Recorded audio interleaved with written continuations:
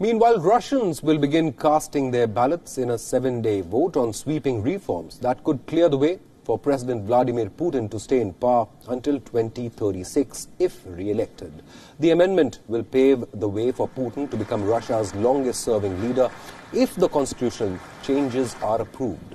Then Putin will be able to run for 2 more back-to-back 6-year terms after his current one expires in 2024.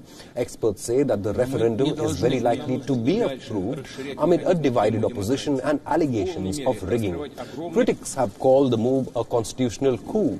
Putin is already Russia's second longest-serving leader.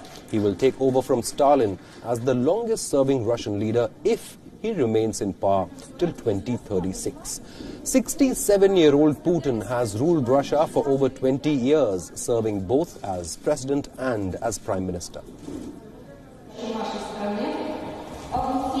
Meanwhile, there have been safety concerns as the vote is taking place amid the coronavirus pandemic. The country has one of the highest number of COVID cases in the world. However, authorities have said that they are taking all the necessary precautions to ensure safety of the voters. Earlier today, we spoke with WION correspondent Julia Chapman from Moscow. Listen in.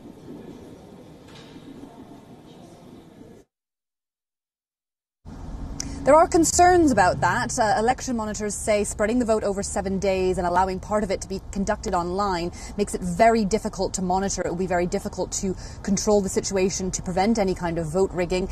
So it's a very complicated situation to monitor this 7-day period of voting. And of course, there is a split in the opposition as to whether people should be voting at all or whether they should come and vote against the amendments proposed to the Constitution. And there is a raft of amendments being put to the Russian voters. If it passes, if these changes go through over the next 7 days, some of the changes that are included would involve seeing Russian law as more important than any others. Any high-level government officials would be banned from having multiple citizenships. Any pensions and minimum wage would be indexed to inflation. Marriage would be strictly defined as being between a man and a woman. And of course, the headline change which would be that President Putin would have his presidential terms reset to allow him to run twice more and potentially stay in power until 2036.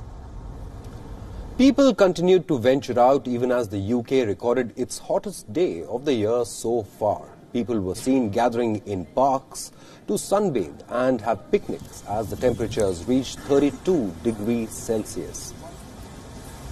Though grateful to be outdoors, many were not seen wearing masks, which still limit some aspects of life in the UK. The Met Office said the temperature hit 32.6 degrees Celsius at Heathrow Airport, beating the previous record of 28.9 degrees Celsius set at the end of May. No, obviously the hot weather is nice. Mostly just wanting to get the little kids out of the house and get them out for a walk, really. A yellow weather warning was put in place for parts of England. The UK's National Weather Service said there had been 266 hours of sunshine in May. The previous record was 265 hours set in June 1957.